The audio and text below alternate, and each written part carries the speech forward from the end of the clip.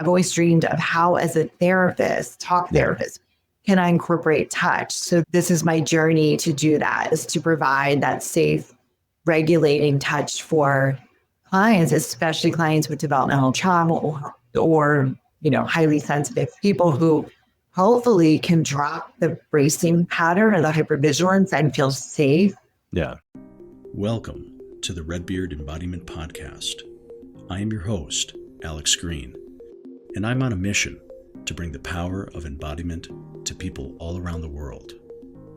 In this podcast, we explore how embodiment practices, trauma healing, and knowledge about the human nervous system can help us find our ground, discover new sources of meaning, and create connection in an ever-changing world. The deepest change is embodied change. All right. Well, welcome back to the Redbeard Embodiment Podcast. And today I am quite excited to be sitting down with Ruth Milsten.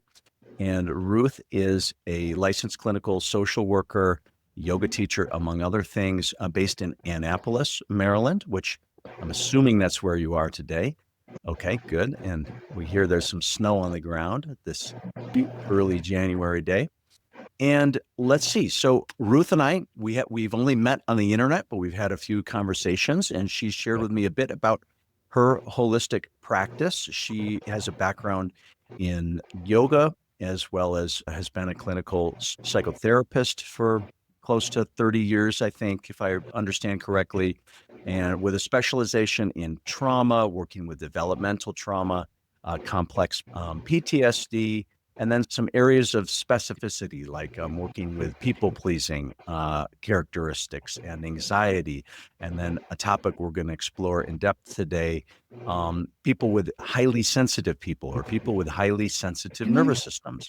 So these are some of her areas of focus, but she also does sound healing work in group settings, is a yoga teacher, has done a lot of work with mothers and infants over the years. And I hope she's not quite an infant anymore, but I have a toddler. So I want to do a piece on that. I want to hear a little bit about that.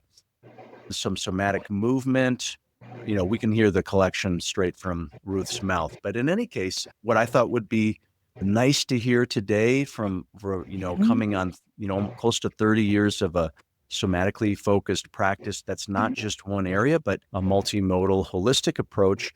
I thought it would be really useful, Ruth, to kind of hear your own story, what led you into this general line of work, what were some of the major chapters along the way, and then, we'll just drill in on some of the, I think I'd like to talk about the role of the nervous system and the specifics of, what's the difference of working with developmental and complex trauma as compared to other things, and sort of how you work with that. And as well as some of these other topics like the highly sensitive person. So, and we'll go with there. So Ruth, welcome. Thanks for coming on the show. Thank you, Alex. I'm excited to be here. This is so fun. Awesome. Yeah. Cool. Well, let's kind of start with the origin story question. How, you don't need to share anything you don't want to share, but did you have a sort of lifelong interest in psychology, and how did the body come in? And tell us a little bit about your journey. Yeah. So I went to social work school, graduated from that, and started off as a traditional social worker, and quickly discovered that wasn't really my passion to be just a traditional social worker. I mean, it was great. I had great experience learning all kinds of things as a brand new graduate. And then I moved to Colorado and got really sort of into more holistic modalities, which I'd always been interested in. And then when I moved back to Maryland, I went to a yoga training, and I lived in a yoga ashram, and I studied to become an integrated yoga teacher. And that's kind of when the mind, body, spirit stuff came together, because I didn't really understand, I didn't understand how the two could coexist. So after getting my yoga training, I really stepped away from social work and just taught yoga for 8 years. I taught mom and baby yoga and infant massage, prenatal yoga, senior yoga, gentle yoga. I taught water aerobics. I mean, I just went full into the body and Right. just, working with the body, teaching yoga. I loved it. It was so much fun just to work with people's bodies in that way and movement. And I've been What a can I, dancer my whole life, so that was fun for me. Yeah. yeah. Well, when you moved back from Colorado and then you lived at the ashram and then you kind of, it sounds like you immersed probably in your own yoga practice for a good period of time.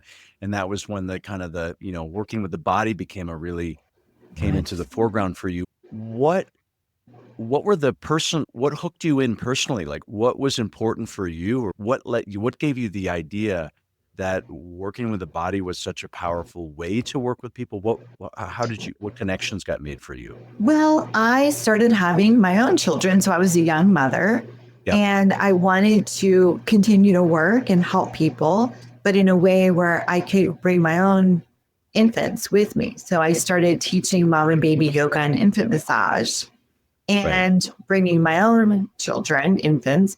And I was super passionate about kind of running it like a social worker. So I would have everyone sit in a big circle. Everybody would go around and, say their name or their baby's name. I would always say, whatever we say in this space stays in this space. I do a little bit of confidentiality and space holding and just safety building. We're here to support each other and really kind of being a yoga teacher, but really being a social worker. So I think that was the beginning of kind of combining the two. And I was also really passionate about mom and infant bonding Okay. and the good enough fit, Right. making sure that through infant massage, through skin to skin contact, through touch, that the moms and the babies could bond. Right. And I had previously worked with postpartum women. So it was Okay. exciting for me to see it through that lens, like in Yeah. real time in the class. How are the moms bonding with the babies? What's happening?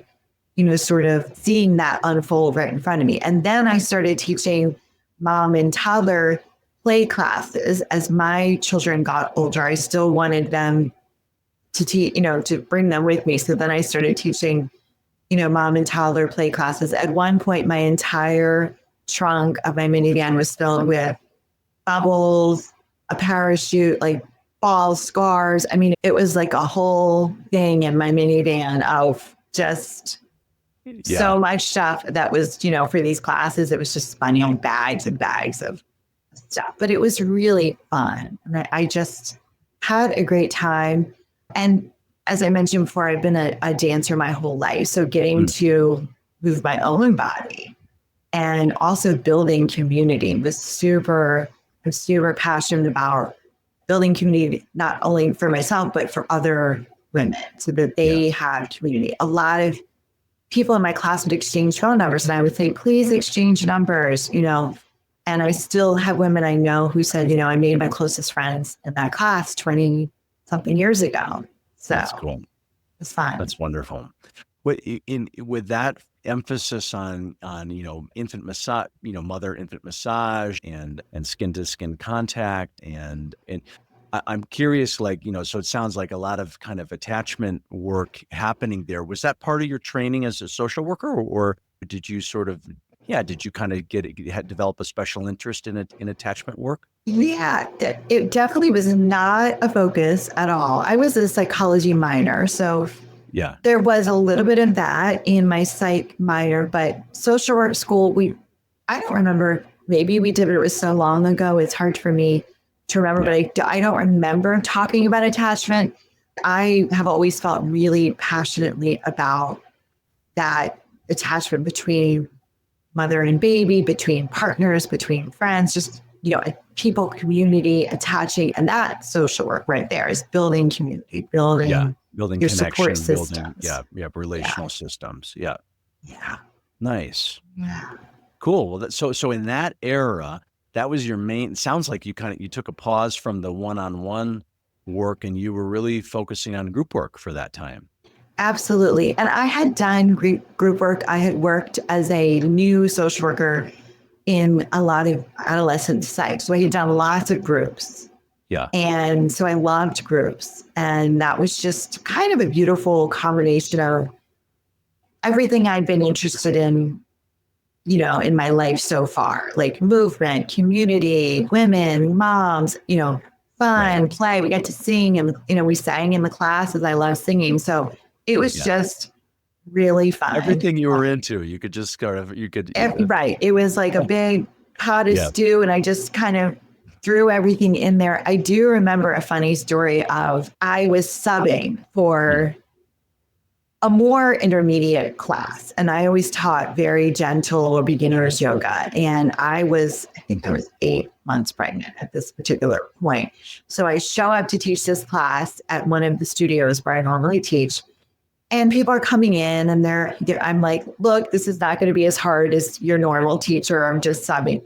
And this person came in and he was super fit. And, he looked like he was ready for a hard class. He took one look at me and he said, this is not going to be a hard class, right? And I said, yeah, you probably should skip today. So he gracefully left and, that was that. So I never had any interest in teaching, hard classes. I wanted it hardcore. That was not your approach. Yeah. What drew you back to clinical work when that happened? Yeah, I think I reached a point where my children were in elementary school. So, they were kind of out of the phase of the mom and baby yoga. And I was ready to go back into deeper work with people and delve more into trauma and sort of working with people with trauma at various levels. And I worked for a long time with postpartum moms. I also worked with adolescents. So I kind of ran the spectrum, but I always sort of went back to trauma as a main focus. I see. Yeah. When you made that shift, did you have to wind down the sort of, kind of group stuff, or were you able to, was that something you did, kind of in tandem? I kind of had to wind it down because I was up to teaching 25 classes a week.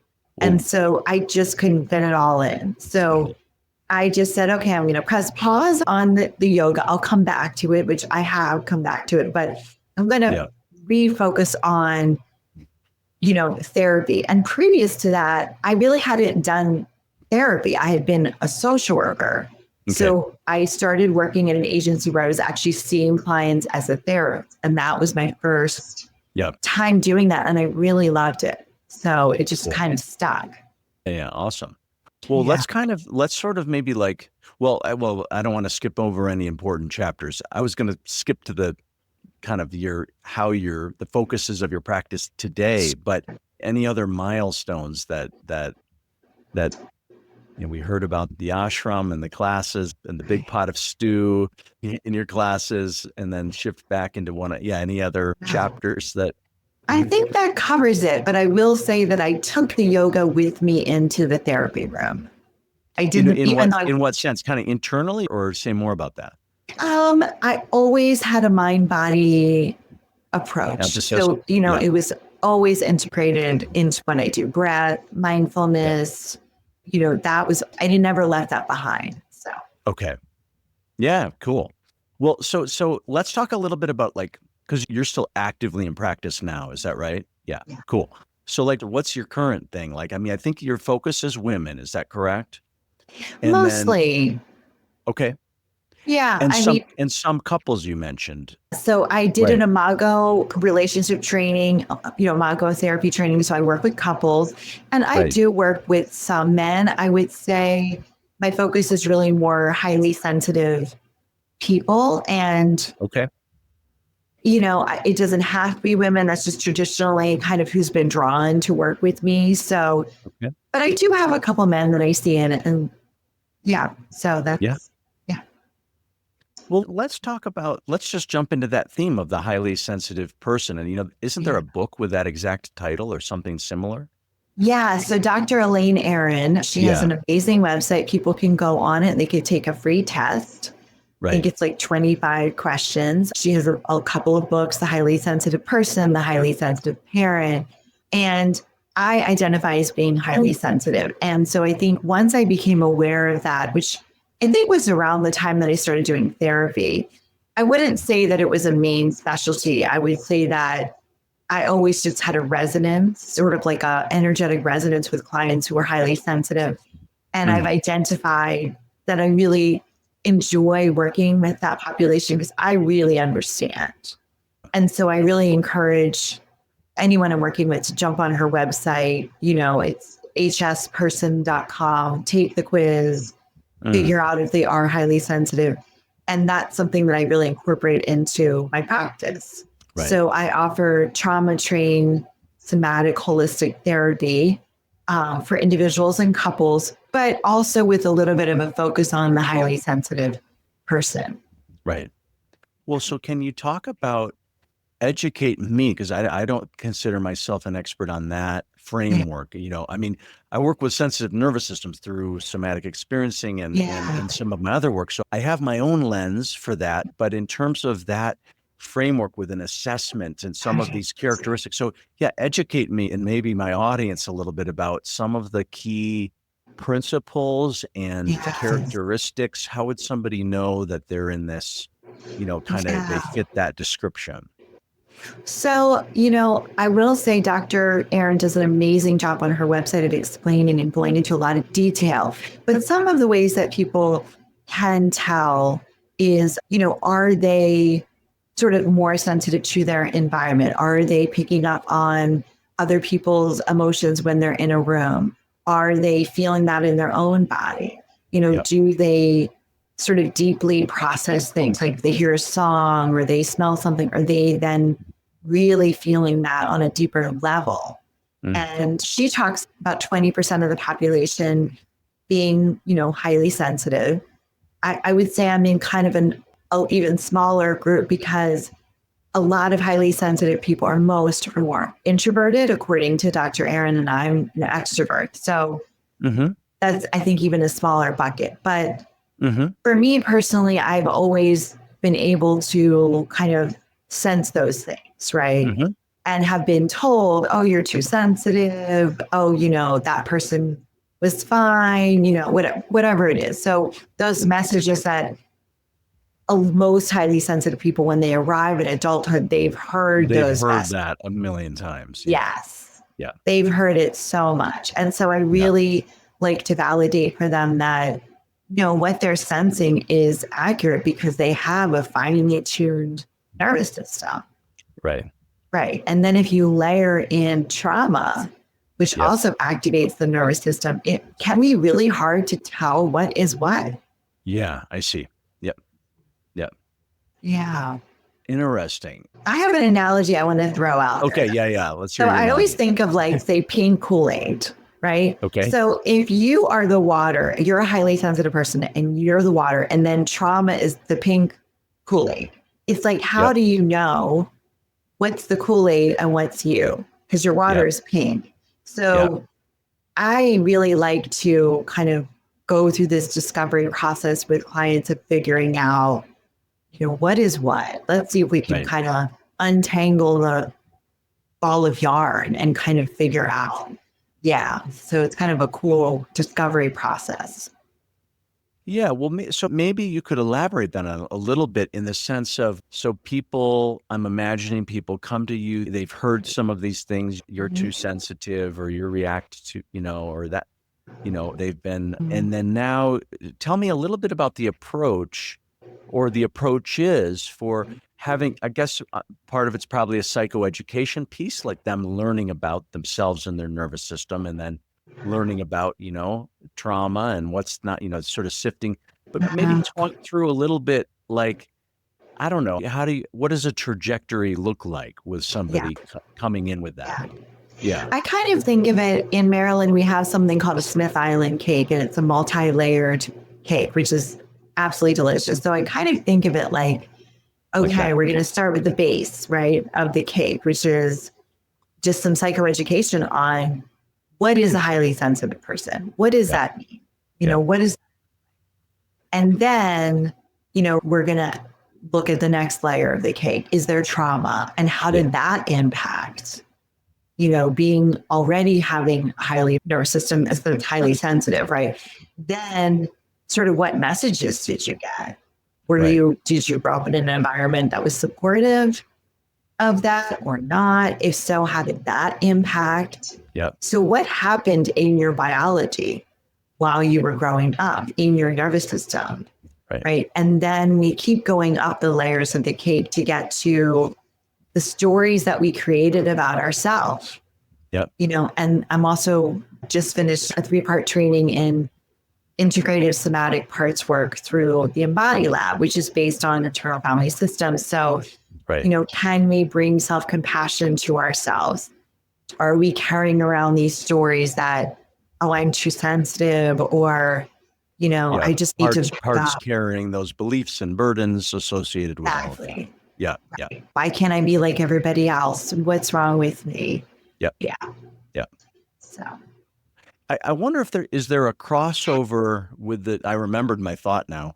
Is yeah. it, sometimes people will use the term empath, like somebody might describe themselves as an empath, and, colloquially that term often would mean like, yeah, they pick up on things, and the way I often hear it described with my clients, some of whom identify this way, is, it's like there's, in a way that you could look at it as there's pros and cons. Like there's pretty cool things about being highly sensitive, and there might be some unique challenges. I wonder if you could speak to that duality a little bit. Sure.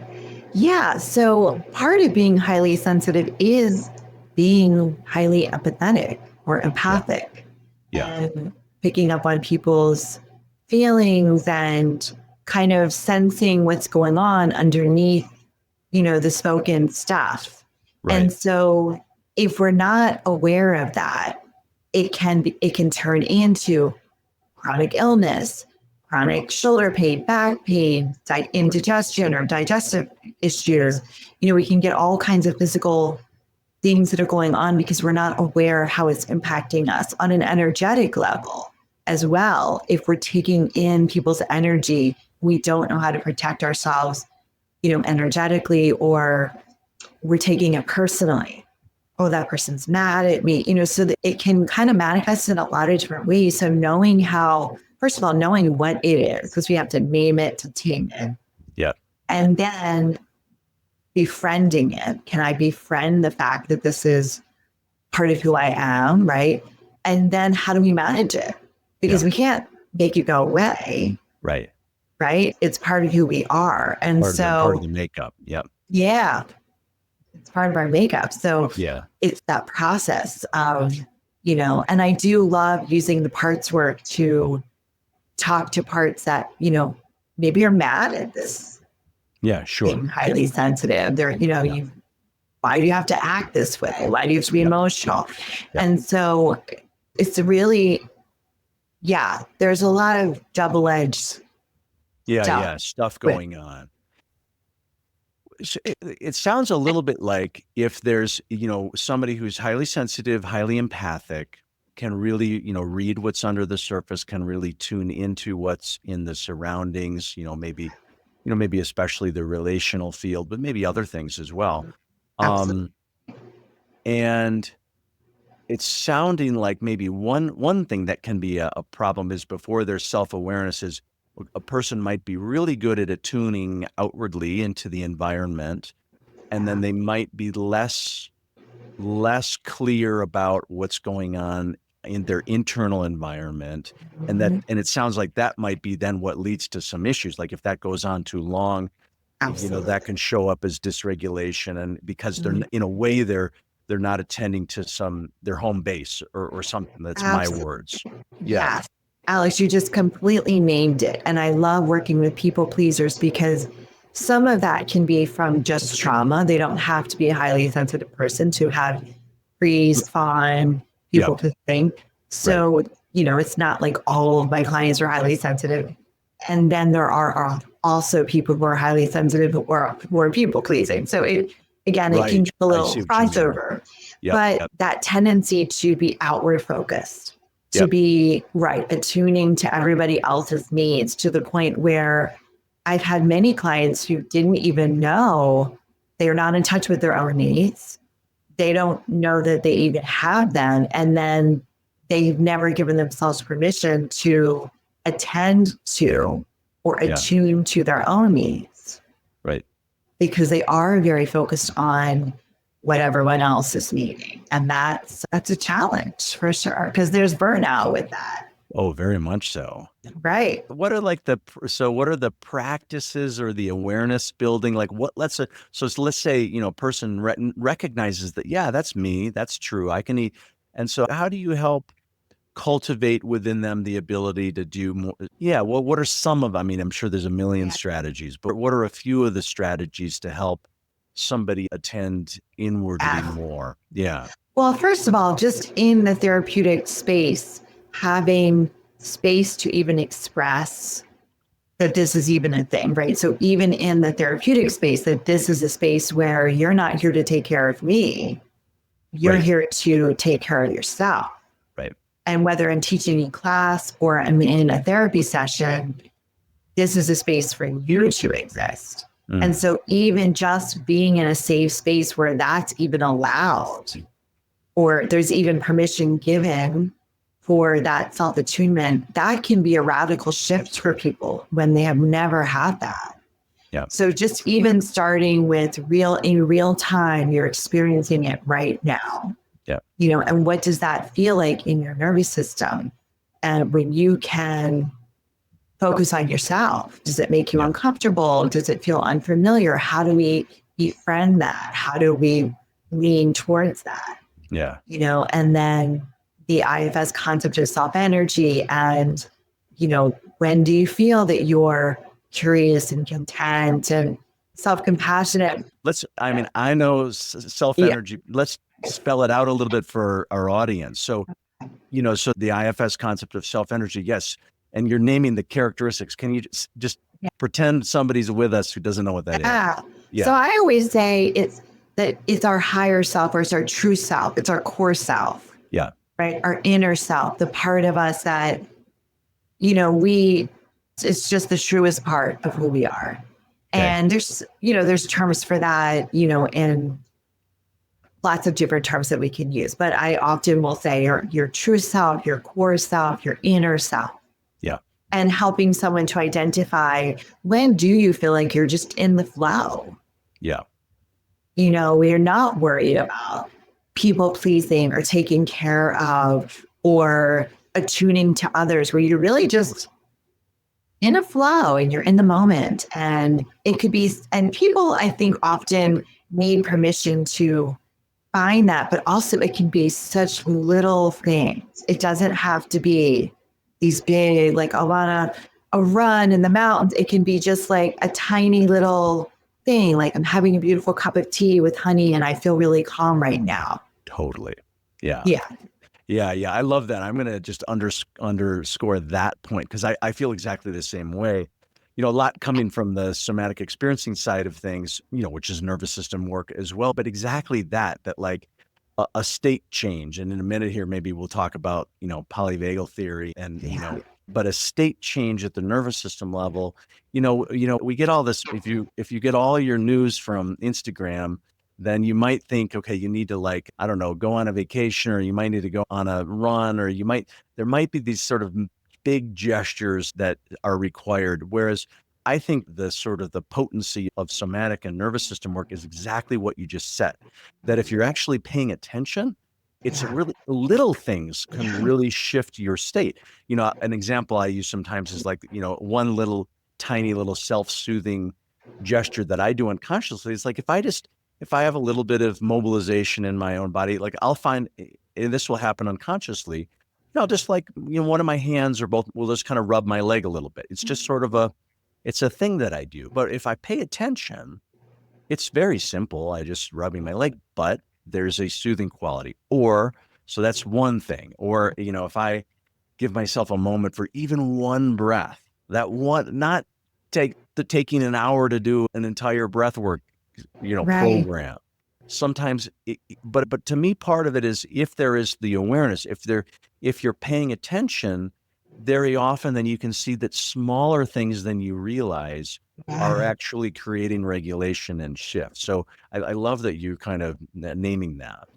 Yeah. And that is something I really encourage clients. I always ask them to keep a therapy journal, and to bring the journal into session and then maybe journal in between, and not, long passages, but just noticing, catching themselves in the act of these little moments of just tiny little moments throughout the day. I know Deb Dana refers to them as glimmers. Yeah. And I think that when we can catch ourselves and start to build on those moments rather than, I have to have this huge peak experience, then we feel like, okay, I'm actually getting there. Like, okay, it's happening for me. For you regular listeners to the podcast, you know that about half of these episodes focus on TRE, tension and trauma releasing exercises. And I wanted to make sure that you know about the Redbeard TRE certification program, our educational platform to certify others. And we have both an online version of that I teach, as well as an in-person version of the training that my colleague Ellen McKenzie teaches in Madison, Wisconsin. My next online certification training is beginning August 3rd and 4th, 2024. That's the first of 3 modules. And the way the certification program works is it's about a 10 to 12 month program divided into 3 phases of learning, each with a weekend connected to it, and then some one-on-one work with me and people on my team to support your learning journey. TRE has been a life-changing modality for myself. It's open to people with any background. I wanted to make sure you know about the program. You can find more information at redbeardtre.com. Absolutely. Yeah. Yeah, very cool. Yeah, I love that. Yeah, maybe, I don't know if this is a good segue, but maybe you could start to weave in a little bit how the nervous system, because I think you have training in, definitely trauma and developmental trauma. And I think I want to come back to developmental trauma in a minute, but just, polyvagal theory and how do you explain that to clients? Right. How does that relate to what we're already talking about? Well, I think when I started learning about polyvagal theory, which obviously was developed by Dr. Stephen Porges, and it's, tracking the nervous system states, understanding the different states of the nervous system, fight or flight, dorsavagal, ventravagal, are we safe and connected? Are we shut down? Are we in fight or flight?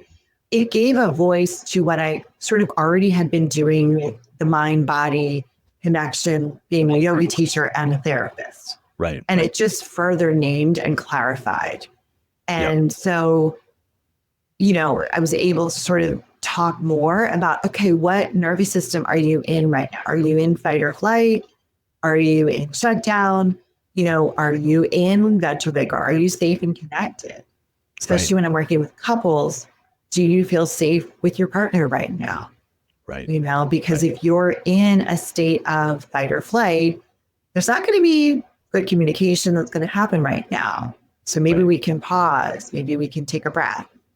And that awareness, that naming of it just helps me with the psychoeducation piece instead of just saying, your body, I think I was speaking very generally with the yoga stuff because, your body. Now I can talk specifically about the state of where are you in your nervous system right now? So it just further clarifies for clients. And I find that to be very helpful. I also find that when people are given permission to get out of the story in their head, again, I'm like, what's wrong with me? Why am I,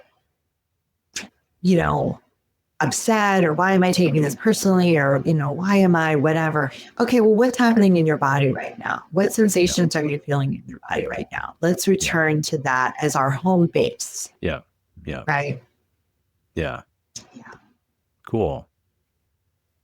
Yeah. Anything else? So, sort of finishing up maybe the theme of the highly, sort of unique, you had mentioned, I think we were talking about, I had asked how do you help build the capacity to sort of attend inwardly? Yes. And one of them was about awareness building, and then the journal, kind of therapy journal, that helps kind of indicate sort of heading in that direction. Anything else that you would, Yes. anything else that helps build that? Yeah. Well, and doing movement in session.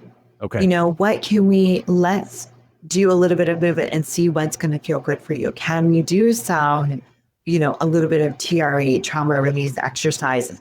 Can we do some, bilateral, stimulation where we're self-soothing? Can we stand up and, rock our hips side to side? So practicing in session, what in the moment is going to help you soothe and get out of to come up the ladder to the safe and connected. Okay. And I always joke that if you go to any post office in the world or FedEx or whatever, you're going to see somebody's going to be standing there, like just rocking like their hips side to side without realizing it, because that's a self-soothing. Right. And so just playing around with that in session. Okay, what are some things that you can be practicing throughout the day that's going to be helpful for you? Right. Right. So that we aren't just sitting in the story of criticism towards ourselves. I think that a lot of us with trauma or with the highly sensitive nervous system, there's this sort of narrative around, I have to always be okay. I have to always be strong. I have to always be regulated. And so finding out what is going to help us rather than just going into a critical story in the moment. Mm-hmm. And I work with a lot of people with anxiety. And so I really encourage them to reframe it as activation in their nervous system rather than just, I just have anxiety. Okay, well, what's happening in your body? So there's a lot of trying different things, movement, psychoeducation, talking about things. And also I do energy clearing in session. So helping to clear some energy, helping to feel grounded. Mm-hmm. So it's a multi-modality approach. Yeah. Yeah. You're speaking my language. I like that. Well, I guess on the theme of multimodality, so sound healing is part of what you do. Is that group work or something that comes up in one-on-one work? And is that with singing bowls, or tell us a little bit about what your sound therapy work is? So I did a training with a local person in Maryland to get certified in sound healing, and started off with the crystal chakra bowls and started teaching gentle yoga with sound healing. And then, of course, like anyone who does sound healing, you just start accumulating. You just like you can't help it. Sound healing, different modalities. So now I have a symphonic gong. I have chimes. I have Tibetan bowls. So I teach somatic movement, yoga, and sound healing workshops locally. And then in session, I do sound healing as well. And I find that it's really cool. And some people really resonate with the Tibetan bowls. Other people might really resonate with the gong. Some people, the crystal chakra bowls, they really resonate. For some people, it's too much. Sound healing can be difficult with highly sensitive people. Sometimes I have to just take it really slow and really sort of light and quiet. And so it depends on the individual, but I love to bring it out as a modality because I do think that it's a very powerful modality and can be really resonant for some people. Yeah. And what is powerful about it? Like what is unique to, say you bring sound therapy into a session, or you bring it into a workshop or a class. What happens through that channel, so to speak, that as opposed to a different, through movement or through, inquiry work or something? What's unique about that way of addressing the human? Well, first of all, I really like the fact that people can just receive. Okay. They literally don't have to do anything. They're laying in corpse pose, shavasana pose. Yeah. I tell them, put on your sweatshirt, put on your socks, get comfy under a blanket. So they're just receiving. Okay. And for some people, they don't have an opportunity in their life to just receive. Yeah. And so I also really like the fact that the eyes are closed. There's comparison. There's no looking at what is that person doing on their mat? Am I doing the same thing? So there's no ability to compare. Having your own experience you're very cocooned in your blanket. And so just that alone is powerful, right? And then the crystal chakra bowls, obviously they work with the different chakras, which is something, you know, I've learned a lot about chakras in my yoga training. So I love talking about chakras. I assess clients' chakras at the end of every session if they want. So that can really resonate for people. They could say, oh, I felt that heart chakra bowl in my heart. I felt my heart open up, you know, or I felt vibration in my solar plexus and I felt my belly soften. Right. The Tibetan bowls are also magical. They've been around for so long. And for some people, those just really, they find them very calming and very zen. They go into sort of a zen space.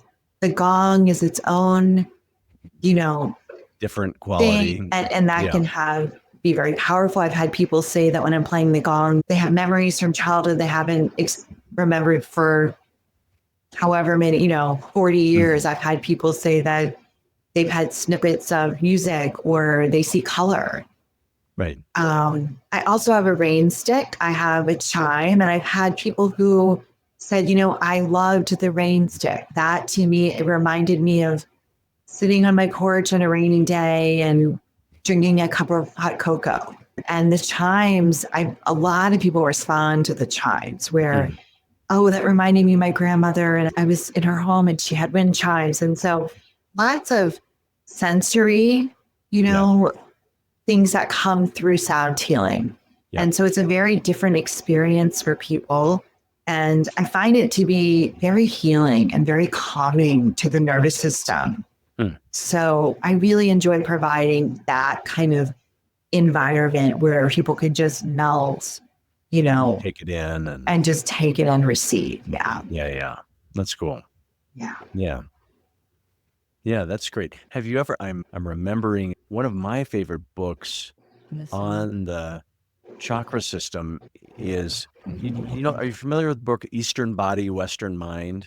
I'm trying to remember the author's name. Yeah. But I thought that was one of the useful book in my learning. Yeah. I love all this talking about the chakras and working with them. And I find it can be very empowering for people to know, oh, okay, if I focus on unconditional love for myself, what does that feel like in my body? Or if I'm focusing on speaking my truth, what does that feel like? And being able to give people tangible things like, okay, so you're going to wear the color blue and you might, wear a lapis lazuli necklace that helps open the throat chakra. So it's these giving concrete tools. And people can feel a sense of agency and empowerment around that. So for me, it's all about how can I create a sense of empowerment, a sense of agency, through these different modalities. Because again, one thing that's going to work for one person, not going to work for another. I will say I've got lots of crystals in my office and I love crystals to the point where my husband said he needed to stop talking about crystals because he was like, I can't talk about crystals anymore. I was apparently talking about them way too much. So I bring crystals to my class. Saturated, saturated. I set them out in front of the bowls. So they're just pretty and beautiful. And again, it's a fun, concrete thing that people can do to help themselves feel a sense of agency. Yeah. Nice. Maybe could we talk, with your background, your training in trauma, and maybe we could talk a little bit about, what are some of the key distinctions in supporting developmental trauma or complex trauma as opposed to shock trauma or more classic PTSD kind of trauma? What therapeutically, what's different? Yeah, I do assess trauma and what type of trauma. And I find that I'll start with shock trauma. I find that is, more perhaps, I don't want to generalize here, but if it's more single incident focused, it's more, it happened as an adult. Okay, so we're going to really deal with that in a very different way than trauma that occurred before the age of 10. Because this, I always sort of let clients know about the concrete logical thinking. 0 to 10. And so whatever happens between 0 to 10 years old, we believe that it's our fault. The adult is always right. And it's always going to be this way. Yep. And so that trauma that occurs before that age, certainly trauma that occurs after that age as well, it can be a lot harder to, just from my experience, I'm only speaking for me as a therapist, that there's a lot more unpacking to do because it's been there for a long time. There's a lot of belief systems that can really come from that sort of childhood developmental trauma. And Yep. also, you've had longer as a human being where you didn't feel safe. Right. Right. And so just in your own nervous system, if you've been a victim of developmental trauma, that sense of safety, that ventral vagal of where do I feel safe, it could be that you've never really felt safe, that you've been in a bracing pattern or hypervigilance or disassociation your whole life. So you don't even, the baseline of safety isn't necessarily there. And that is another reason I love sound healing and yoga, gentle yoga, is because in my classes, I really strive to create a sense of safety. Listening to your own body, whatever feels good for you, again, so it's all connected. And in session with clients as well, really naming this is a safe space and we're creating a safe space because a lot of clients have never experienced that, or they've had periods of that and many periods of not having that. Yeah.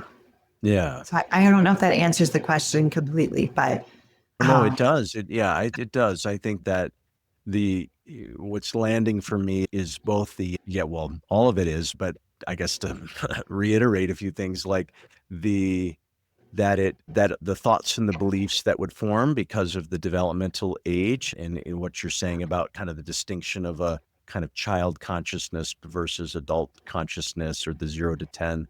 And then just the long history of then being in a nervous system pattern that may have just, had very minimal physiological safety. So so then therefore there being a lot of nuance, a lot to unpack and to look at associated with that. Yeah. And I started out my career as a social worker working in adolescent psychiatric units. Yeah. I didn't have the knowledge of the nervous system. I wasn't a yoga teacher at that time. So what I witnessed was that everything was cognitive. And now, knowing what I know now, if I could go back, I would change my approach that, a lot of the adolescents who were in the psychiatric units, they were acting out or they were having these issues because they did not feel safe or there was abuse going on in their home. So how could they not, be in a situation they were in? I mean, they were doing the best they were just doing the best they could. And so rather than like pathologizing or making them, why are you acting this way or whatever, and just to be like, this makes sense. Yeah. But I didn't have that information, but I did have the sense that we were missing something. I did have that very strong sense of what is the piece here that's missing? There was a lot of wonderful therapy and modalities, but I felt that there was a missing piece. And now I understand what that was. Yeah. Fascinating. I'm personally, I'm glad that developmental trauma and CPTSD is kind of, in a way, starting to have its moment. I mean, it's still not, CPTSD is not officially recognized in the DSM, at least according to my, unless something's changed that I don't know about. But even regardless of that, lagging behind a little bit, there does seem to be just a massive increase in awareness about that distinction and some of, what are the different principles involved in supporting, the developmental type trauma. Yeah. And I also want to add, absolutely.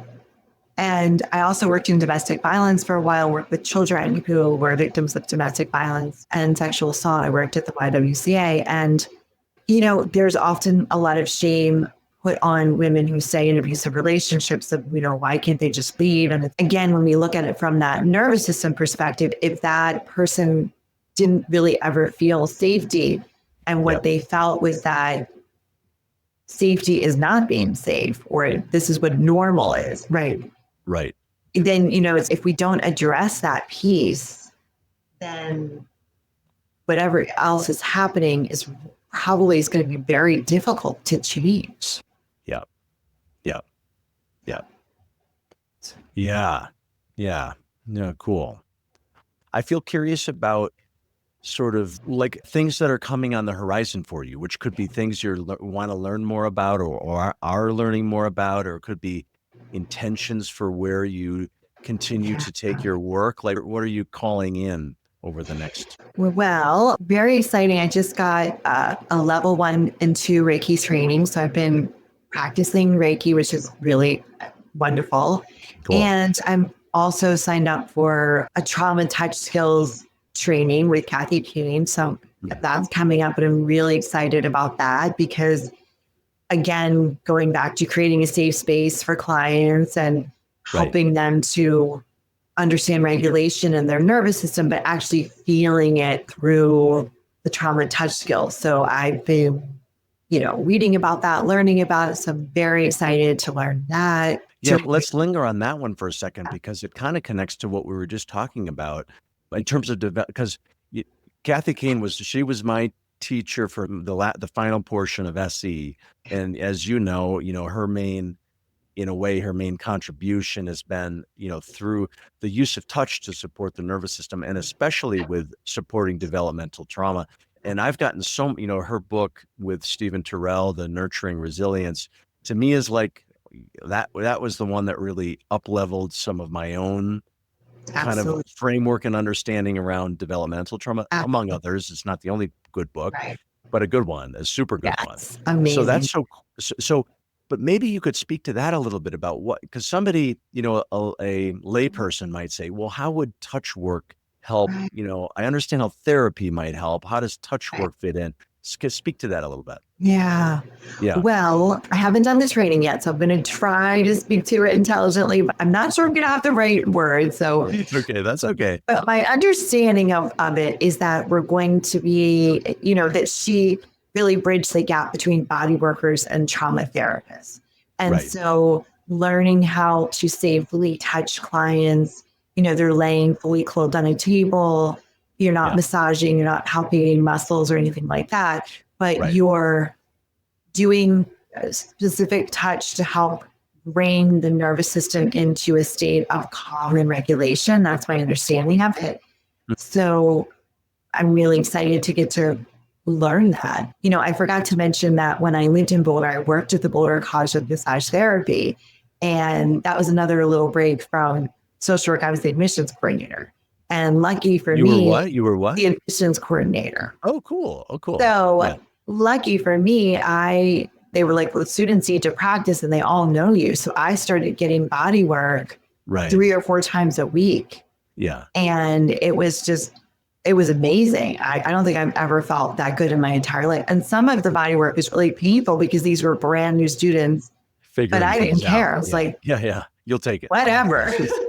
It's a free massage. Okay. So I just, I never felt drawn to becoming a massage therapist, but I've always dreamed of how, as a therapist, therapist, can I incorporate touch? So this is my journey to do that, is to provide that safe, regulating touch for clients, especially clients with developmental trauma or highly sensitive people who hopefully can drop the bracing pattern or the hypervigilance and feel safe on the table in their own bodies. So I'm excited about that. Yeah. I mean, you could almost look at it in like thinking about the regulating touch. That's a good term, regulating touch.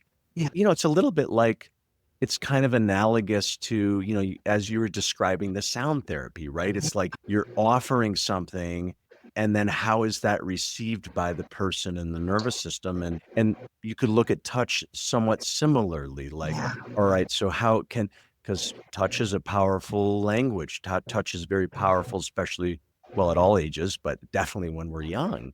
So as a major channel of communication and it has a lot of physiological meaning. So I'm kind of hearing it through that lens a little bit. Yes, absolutely. And when I got trained to be an infant massage instructor, Right. and I was teaching moms to massage their babies, Right. I was teaching them how to help regulate their baby's nervous system. Right. So this is really it's very similar, except it's me doing this with adults, obviously Yep. not babies. Right. But, I loved teaching moms to massage their babies. And one of the things that we were taught was to show the babies your hands and say, is it okay? May I massage you? You don't just start massaging and you ask for permission. Mm. And I massage my own children, as infants, obviously safe touch, all of that. And they're young adults and they'll still say, oh, my back hurts like right over here. Can you just, shoulder right here? I'm like, sure. And Totally. so I think the power of safe touch, regulated touch can surpass words in a way that for some people, not for everybody. Some people don't like touch or not. It's important. But it is called sound massage for a reason, right? So it's different ways to get to the same thing, which is how can you feel safe in your body and how can you feel regulated in your nervous system? For some people, sound massage, they love it. Other people can't stand it. Some people are going to really resonate with co-regulating touch. Other people are going to say, this is not for me. Yep. Yep. Yeah. So again, it's that multi-modality, the stew, right? I'm throwing in the carrots and the onion. I know what stew ingredients speak to this individual. Yeah. The potatoes, just mixing it all around. Yeah. That's really cool. With the on the infinite massage stuff, my wife is a rolfer and she grew up, both of her parents like body workers and yoga people and this and that. And so I have this jealousy because my wife has probably received more body work than anybody I know. Like, she was just getting regular, yes, from her parents, but even just like, this is in Boulder, right? There's a lot of body workers here. Right. She grew up in Boulder. So anyway, this woman has received a lot of body work. And so we're trying to carry on that tradition with our daughter, who's about 2.5 now. And she pretty much gets a daily massage. And so, oh my gosh, she's so I lucky. definitely resonate with that side of things. Yeah. Absolutely. That's wonderful. Good for her. And, as you're talking, I'm also thinking, a lot of seniors don't have touch anymore. Yeah, that's right. They have a spouse that's passed. Their children are grown and maybe they live somewhere else and they're very touch deprived often. Totally. Yep. And so the co-regulating touch is something I would like to do with seniors as well, because I feel like that's a desperate need for them that they often don't have. Yeah. So. Yep. Yeah, I love that. I resonate with that as a serious need. Yep. Yeah, that's cool. Yeah. Yeah. All right. So that's sort of some of the upcoming chapters in your journey. That's so cool. Well, Ruth, this has been really cool. Really cool to hear the pieces you've brought together and some of the areas of specialization and focus, and just the way you explain certain things has been really helpful for me, and I hope for our listeners. Yeah. Is there anything else that you feel like you'd want to share, or I don't know, parting words? Or I would just say for anybody who, feels that they might be, sensitive or different, that they're not alone. There's a community of highly sensitive people that they get on Dr. Aaron's website. They're going to find a whole world of free information. Yep. I know Alanis Morissette, she says that she's highly sensitive as well. She identifies. That's right. Yeah. And, I really just think that it's a beautiful gift to give to the world. And if we can, give ourselves the gift of self-compassion and self-love and self-acceptance, we can keep that going and spread that out to others. Yeah, that's wonderful. And we'll put all like the things we've talked about, like that website, certainly your website and contact information, the couple books we've referenced. We'll put all that in the description and the show notes so people can kind of follow up on some of these ideas. But no, Ruth, this has been really lovely. Thank you so much. Thank you. This has been so fun. Thank you so much for having me. I really appreciate it. It's been a delight to talk about this stuff. Very cool. Yeah. Thanks for listening to today's episode of the Redbeard Embodiment Podcast. To learn more, visit us at redbeardsomatictherapy.com or send me an email at alex@redbeardsomatictherapy.com. If today's conversation resonated with you, help spread the word by subscribing and sharing with others. Hope to see you next time.